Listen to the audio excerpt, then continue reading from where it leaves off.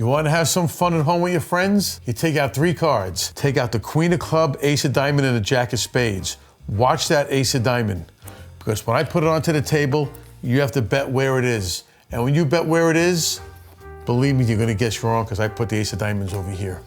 And all I did was, when I showed you those 3 cards, I made that Ace of Heart look like an Ace of Diamond. Hi, my name is Sal Piacente. I'm an expert on casino cheating. Casinos all over the world hire me to help protect their assets. Today, we're going to be reviewing some clips from TV shows and movies on casino cheating. This scene is from Rain Man.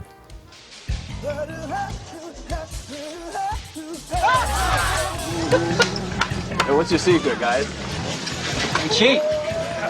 I'm sure he was joking there, but a lot of people do think card counting is illegal and it's cheating. It is not. Card counting is not cheating. What do you see? Well, he's not catching the whole card, but he's not past posting this. I don't see him using a computer. Surveillance made some good observations. He's not catching the dealer's whole card, which means when the dealer takes his card, you're not seeing the card underneath. He's not pass posting, which means he's not adding to his bet. And he's not using computers. Now, when they talk about using computers, these are just some of the things they could be referring to. For example, if you look at these shoes right here, this shoe is the only shoe I have where it's cut away so you can actually see the switches inside it. But these computers are called perfect strategy computers. They keep track of every card that's being dealt and know exactly what's left. Once the computer decides on how to play your hand, it vibrates on this little solenoid right here through a series of Morse code dots and dashes and tells you how to play your hand. These computers right here could play blackjack better than the brain could possibly imagine. What he was doing what these computers could do, but he was doing it in his head. He was able to keep track of how many cards were left. If somebody is actually playing like that and they're winning and surveillance can't figure out what's going on, sooner or later, they're just going to label him as a card counter. They're going to back off that player and say, sir, your play is too good for us. You're allowed to play any game here except blackjack. Something's not right. You know there's no one in the world can count into a 6-deck shoe. That's obviously a false statement because counting down with regular conventional card counting is very easy to do on a 6-deck shoe. Just as easy to do as a single deck. All you're doing is keeping track of the ratio of high cards versus low cards. When a deck becomes really rich at high cards, it favors the player for 3 reasons. You're gonna get more blackjacks, you're gonna get more 20s. Number 2, you don't have to hit your 12 to 16s, the dealer must. And then 3, you have additional options the dealer don't. You could hit, insure, split, surrender, double after a split. And no matter what card counting system you use, they are all designed to do one thing, to let you know when a deck becomes rich in 10s. This scene was from Rounders. So, what are you guys playing? 2040 stud, that's the game Okay. I'm gonna play over. So when they say 20-40, that's just a betting pattern that's set up for that game. Stud means they're playing 7-card stud. Everybody gets 2 cards face down, and then they get the rest of the cards face up, and then the last card is dealt face down. And you gotta play the best 5 out of the 7.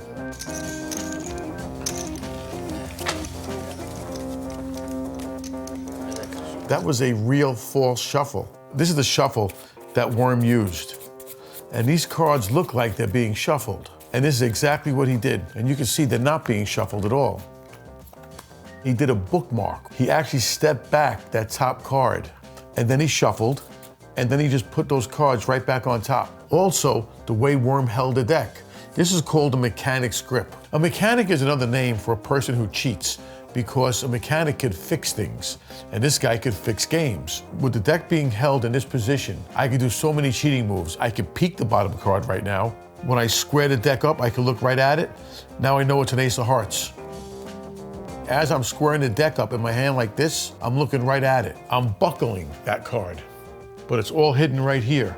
I could peek the top card. My thumb comes to the other corner and pushes it forward, so that card buckles. It's called a buckle or a bubble peek. I could peek the top card by bringing it up on my heel. I could do the bottom deal. I could deal seconds. And in many of the old books, they say if you ever see anyone hold a deck like this, stay away. But the truth of the matter is, if you go to any casino, this is how dealers are taught to hold a deck. It's a very secure grip. So just because someone does hold a deck like this, doesn't mean they are cheating. But I like what I have. Bet it's 20. I know that look. I'm gonna fold. People might not realize why Mike McDermott folded 3 kings. Well, cheating isn't about the moves, it's about judgment. And he knew that getting 3 kings was going to be too strong, and that's why he folded that hand. So Mike McDermott, in that scene, used proper judgment, and that's why he got out. All right, free card. Here we go. 4th Street. Hold on there a fucking second. Easy. This son of a bitch is base dealing. Caught a hanger, Sarge. What is a hanger? Let's suppose I want to deal the second card instead of the top. Well, when I come out, that might happen. That's called a hanger. You can see the second card is coming out, but it didn't make it. I left that second card hanging out. So catching a hanger does indicate cheating. What are you saying? I don't even know what you're saying. He's saying you're dealing off the bottom of the deck. Bottom dealing means that ace, I'm not going to deal it from the top, I'm going to deal it from the bottom. So if I was dealing, when I get to myself, I'll take it from the bottom. Obviously, the most important part is getting the cards you want on the bottom. So when I go for the shuffle, if you watch the shuffle, I peek down right there. I just saw an ace. Now I got an ace on the bottom. So I want to keep this ace on the bottom for the deal. When Worm is dealing, the person on his right, the officer, was always looking down at his hand. There were probably some strong hands that woke him up or alerted him. Worm wasn't that observant, he was just going for the money. This next scene is from The Sting. Stack me a cooler, Fried. Come on, Joe. We'll be in the station in another hour. The other guys are the big losers. You're still okay. Fix me a deck, 3s and 9s. I'll cut it in on Clayton's deal. The term cooler means that you're going to cool someone out. Give him 4 3s, give me 4 9s, which is 2 really good hands. If any poker player receives 4 3s, they're going to go all in. His partner is going to take a deck of cards, same back design, same brand, and he's going to set them up. He's going to prearrange them. So when he comes out, this deck goes on top of that deck, and then the blue deck gets switched in and it comes out like that. And then this deck gets dropped into a handkerchief. So if there's 4 people in the game, everyone is going to get 4 good hands. Paul Newman's going to get a great hand, but Loneman is about to get 1 better. 4 9. 4 jacks. The switch that he used right there, of course, it's Hollywood, but that would have been a vest switch. Here with my 4 3s right here. So if I was going to play this hand right here,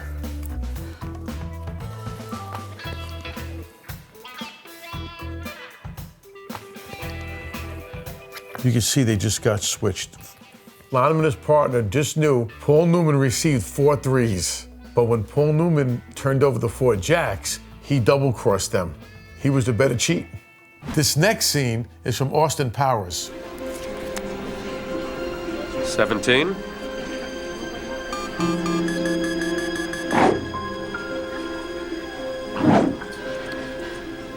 Hit me. You have 17, sir. I like to live dangerously. 4. 21. There are cards like that you could only see with either a red lens on for luminous readers or with contact lenses, but normally it's just done with a series of dots. What I'm about to show you right now is a deck of cards that they call a juice deck. This deck does have a substance on it that if your eye is not trained to see this, I promise you, you're not seeing it. If you look at this card right here on the table, it appears to be a regular card. But when I look at it, there is one part of the card right here that is slightly darker. That indicates a king. There's a little dot dead center. That means it's a 4. Here, there are 2 dots right here, diagonal. That means that's going to be a 7. So once you just memorize that pattern, that's how you know what the card is. To train your eye to see it, first the deck is made very, very, very, very strong, where anybody could see it. And then after a while, it's made lighter and lighter and lighter, where pretty soon you're the only one that can read it. King for you, sir, and a 3 for you.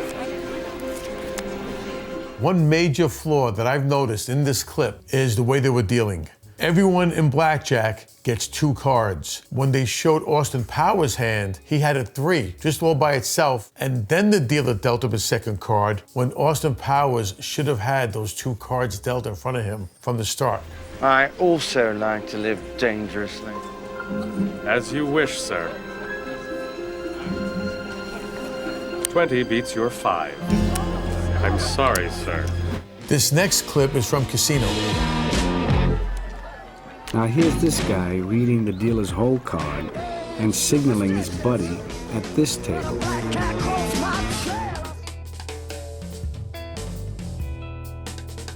The device he used is a real device. It's called a thumper. These are the ace bandages where it gets strapped onto your body. And this is the whole device right here. This goes behind your back and this goes on your thigh. The thigh is the most sensitive part of the body, one of the most sensitive parts. And then this is a toe switch. This goes on your toe or this goes in your pocket, either way you want to do it. This device right here is made for signaling. Anywhere you want to get information from point A to point B, this could be used. And when you press down with your toe, you can definitely feel this thing. When this thing is vibrating, you'll feel it. If it's poker, I can tell you what hand I have. I can tell you to check. I can tell you to raise. If it's blackjack, I can tell you the whole card silently. Greatest gambling movie made, in my opinion. It's so real world. This next scene is from Ocean's 13.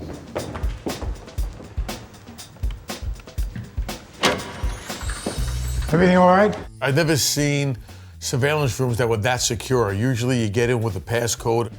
Again, sir, it's in lockdown. As far as getting locked into a surveillance room and systems going down, I'm telling you right now, that's not happening. I've never seen anything like that. You'll always be able to get out of a surveillance room should the systems go down. Snake eyes, all of them.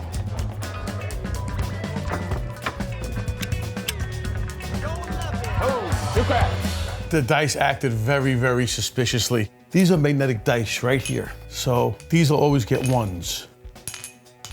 If I reverse the polarity, now you're gonna get sixes on those dice.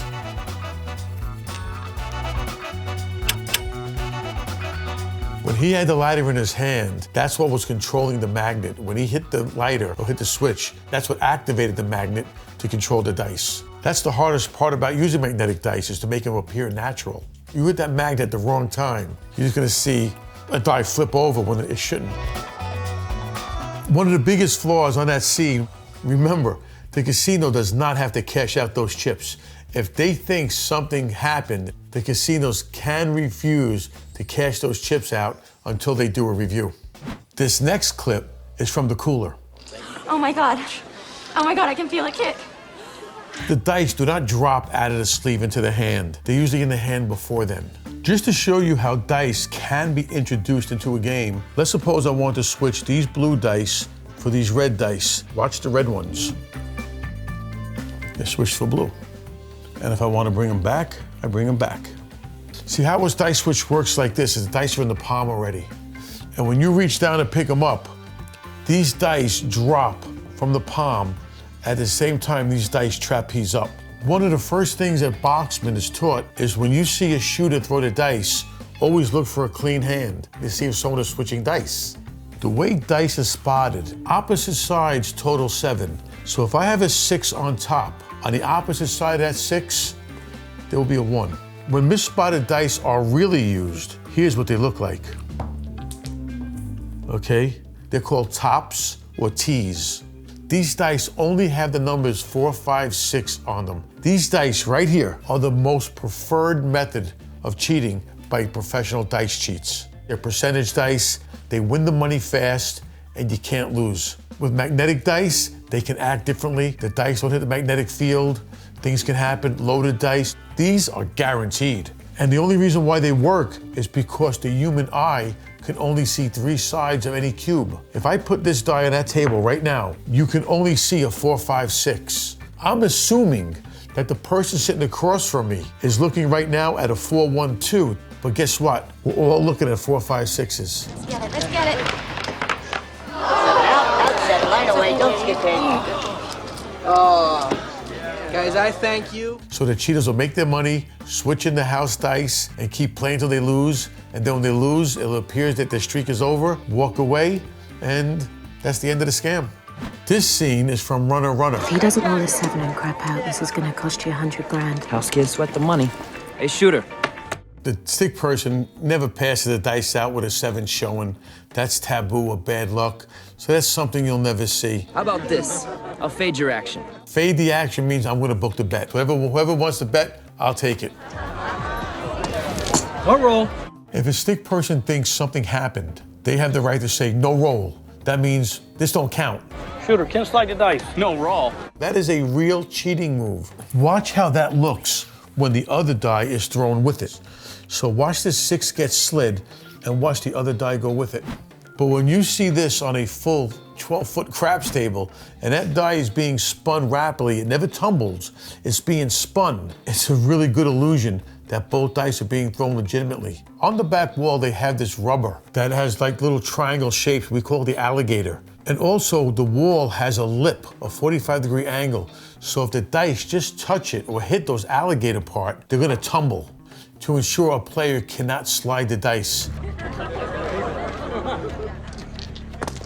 What shot Jesse James at 45? If you look at the dice on this clip, you see the 2 and the 5 are next to each other. When remember, the 2 and the 5 have to be on opposite sides because opposite sides of the dice always total 7 on a legitimate pair of dice.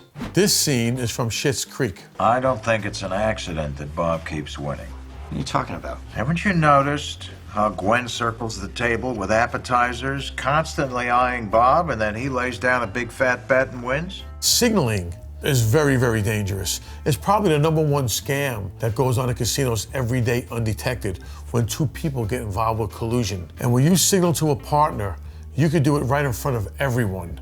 To demonstrate signaling, I want to bring in my wife, Dee. So if we're playing poker, remember my wife is sitting across from me. With this hand I call. If everybody else stays in, Dee, what do I have? Straight. My wife said I have a straight. Is she right? She is. Ace, 2, 3, 4, 5. So in a case like this, I'm sitting there with a straight. I just called. Now she'll raise me. She has nothing, but she's gonna raise me. When it gets to me, I'm gonna re-raise her. If everybody folds, now when it gets to her, she'll look at her hand and she'll say, take it. And now she'll fold, and look how much money I just won. She knew I had a straight by the way I held my fingers on the back of the cards. Because I held my finger down here, that told her I had a straight. Okay, this is a fine hand. So if I go like this right now, Dee, what do I have? 2 pair. 2 pair. If she signals to me she has 2 pair, I want to tell her what I'm holding. Dee, what do I have? 8s and deuces. 8s and deuces. And that was done because of my wording. I said the word fine. Fine means 8s and deuces. So we have many different ways of signaling. This next clip is from Now You See Me 2. 舉高雙手，俾我睇你個手，擰轉身，冇喐啊，冇喐嚟喐去，擰轉身 ，OK， 解開衫裝。 There are little flourishy moves you could do that to conceal a card. I'll give you one example. When I put the deck down, right there I palm the card. So I have a card in my hand.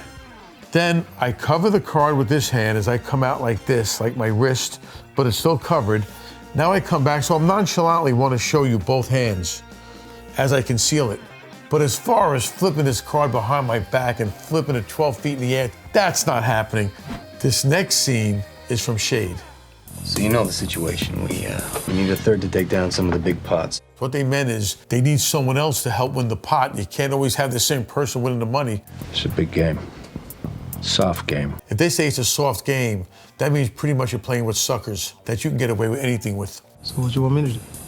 You play on the square during most of the game. That means just playing honestly. Just play as you normally would. Yeah, I like my hand. That's what's known as base or bottom dealing. But I will vary it by stacking as well and dealing the punch, whatever it takes. But, you know, don't worry. You'll end up a winner every time. All stacking the deck means is setting the cards up as you shuffle them. Let's suppose it's just me and you in a game, and I want to set these cards up as I shuffle. So now, if I deal these cards out, I'll give you a good hand. So you got me beat. Dealing the punch means that's a form of marked cards where they put a little bump in the card, like a pinhole.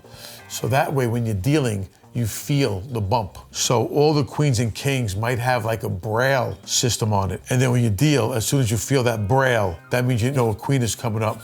Then you deal seconds.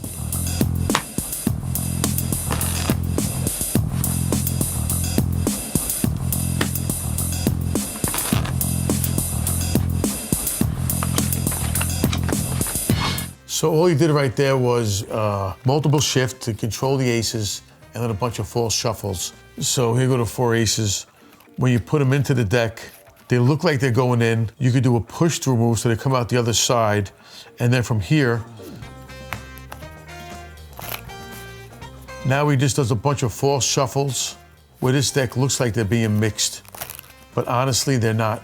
So anytime I want to find those aces, they're going to be there for me. This next scene is from 21.